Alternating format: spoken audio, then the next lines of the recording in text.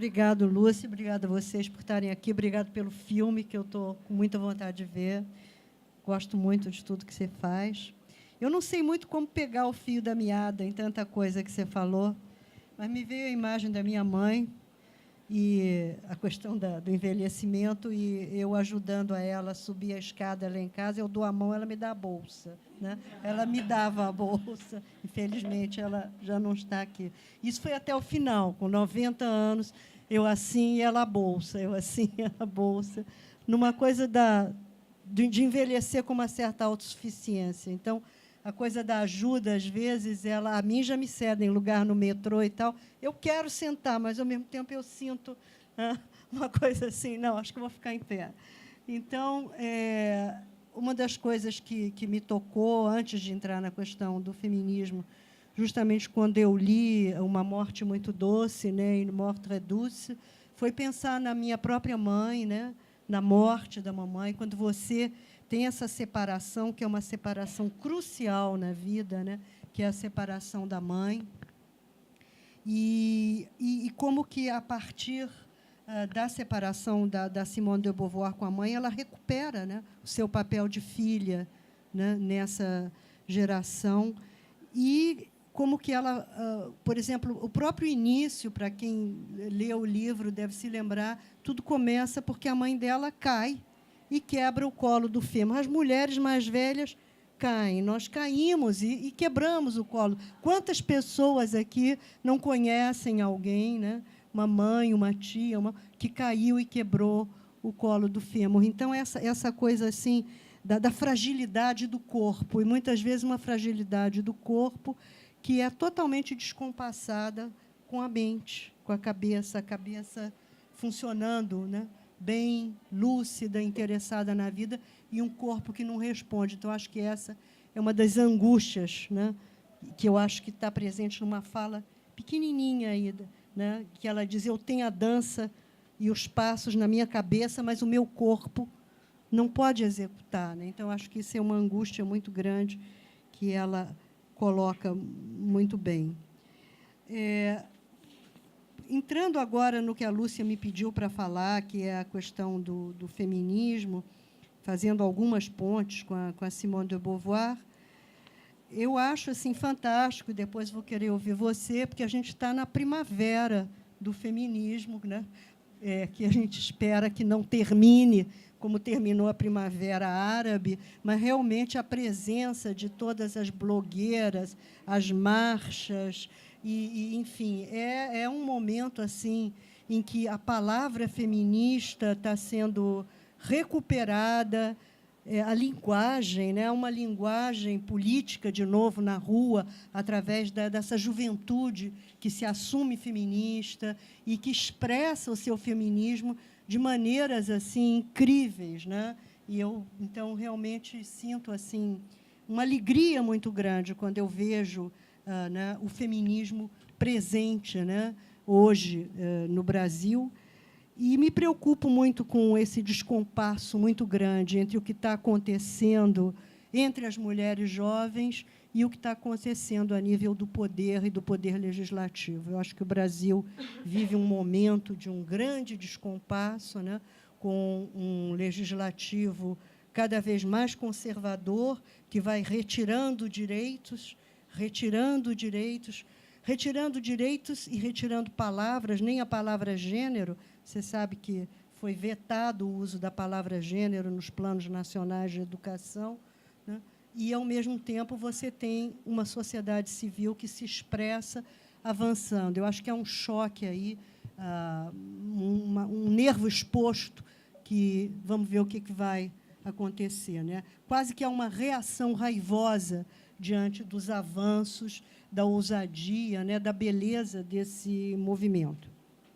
Eu sou da velha guarda, né, e eu comecei a me perceber, né, como mulher um pouco tardiamente, porque eu também tive uma formação clássica, marxista, vivi no Chile assistindo aqueles grandes momentos de transformação histórica, eleição do Allende, a esperança de um socialismo via democrático. E depois, quando eu volto ao Brasil, eu sou socióloga, eu começo a trabalhar numa pesquisa sobre mão de obra, o papel da mulher na força de trabalho, e começo a trabalhar com estatísticas, com dados, e, para mim, é como se eu tivesse descoberto um continente, eu estivesse navegando assim, e cheguei, que era a questão da mulher, porque não tinha ainda, né, não era ainda uma questão na minha formação. Minha formação era muito clássica, né, voltada para as grandes contradições. E, nesse momento, eu me lembro que eu me sinto muito órfã, porque era o momento da ditadura, né? O Brasil vivia realmente aquele esquema, o povo unido, né? Jamais será vencido. Povo era um conceito que não comportava uma decomposição. Povo era povo.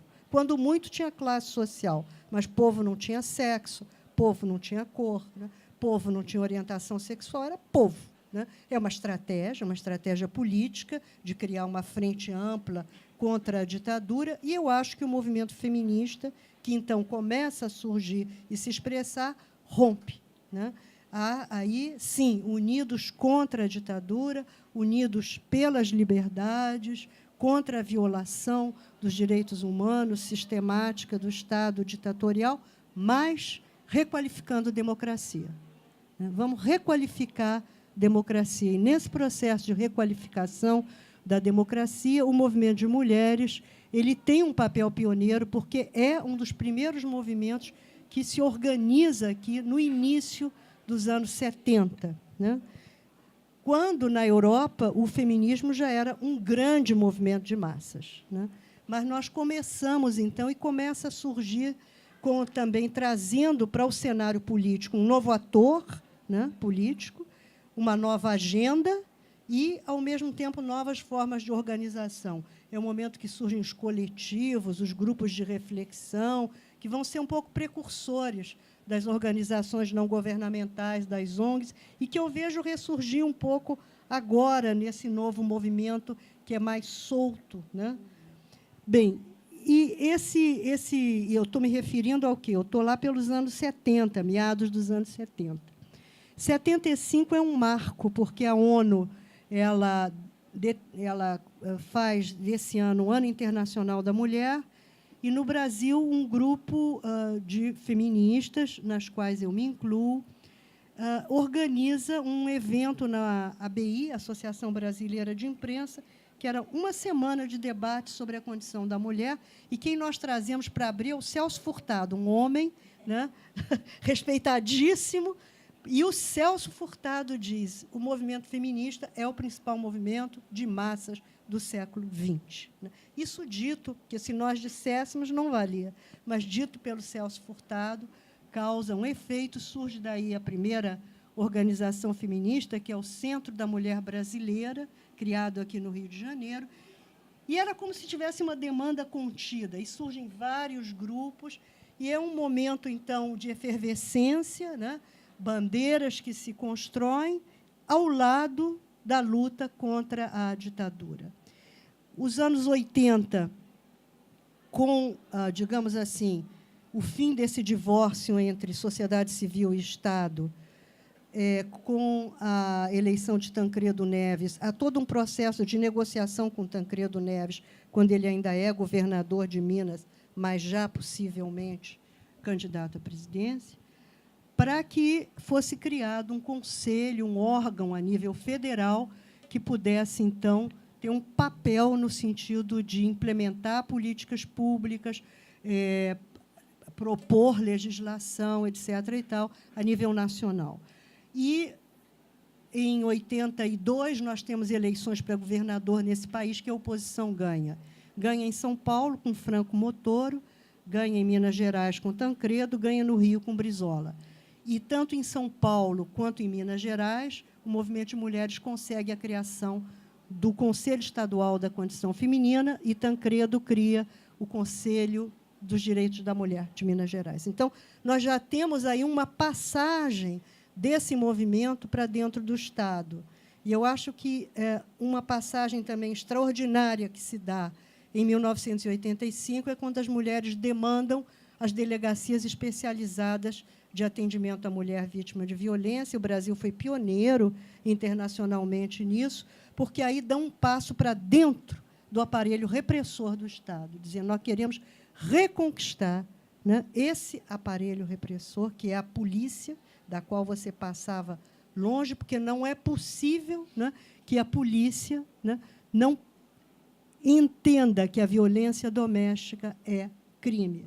Então, a criação dessas DEANs é um grande passo nesse sentido de ocupar o Estado e usar o Estado para uma agenda que era uma agenda desenhada pelas feministas. Então, o Conselho Nacional dos Direitos da Mulher, que eu pude presidir durante esse período histórico e tive essa oportunidade histórica de estar lá durante a Constituinte, junto com todos os movimentos de mulheres, porque o que foi muito interessante que o movimento feminista fez foi levar a agenda para as organizações já existentes, né, o movimento sindical.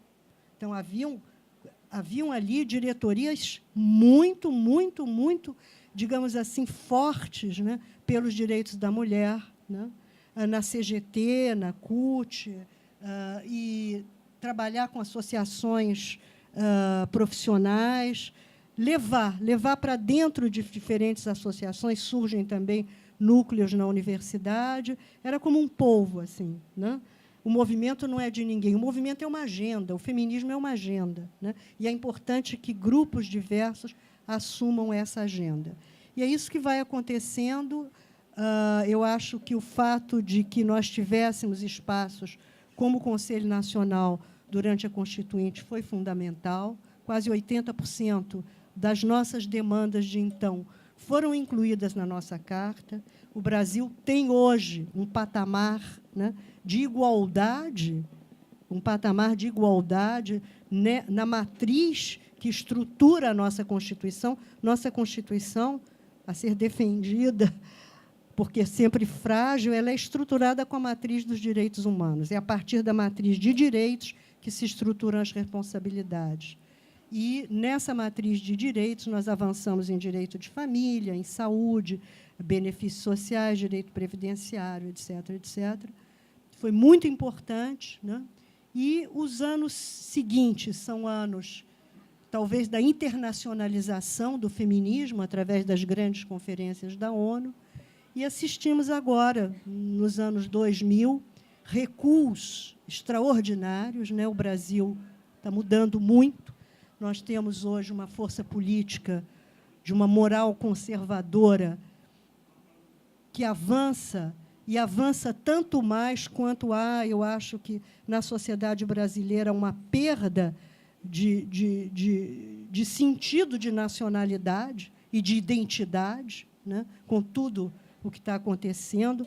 Eu me preocupo muito, eu acho que o monstro cresce nesses momentos, eu sei que a história não se repete, mas vamos pensar quando é que cresce o nazismo. O nazismo cresce quando a Alemanha está completamente esfacelada, né, humilhada, em dívida. Né? Quando é que crescem... Quando é que cresce, por exemplo, a Inquisição? A Inquisição cresce numa Europa também, saindo de um feudalismo, esfacelada, ainda não havia criação dos Estados nacionais, a Igreja tentando ocupar espaços. Esses grandes momentos persecutórios que acompanham a história da humanidade crescem em momentos assim, em que não há institucionalidade e não há identidade, não há crença. Eu me preocupo muito, né, sobretudo com uma chamada minoria silenciosa que nós estamos vendo no Brasil e que está deixando que essas forças conservadoras, fundamentalistas, estão sendo usurpados direitos. Nós estamos perdendo a cada dia direitos, especialmente as mulheres. Né? Não cabe aqui, é um rol enorme, com o PL do Eduardo Cunha, que passa, né, com o Estatuto da Família, agora o desarmamento, enfim, a questão da minoridade. Eu acho que nós estamos vivendo um momento que é como um contraponto. Ele é secundário, porque o que nós estamos falando são as grandes questões, da corrupção, etc. e tal, e o que vem acontecendo nos chamados bastidores e que implicam em perdas de direitos, eu acho que está sendo denunciado, e eu passo a palavra por você, por esse novo feminismo, né, que nos traz muito alento.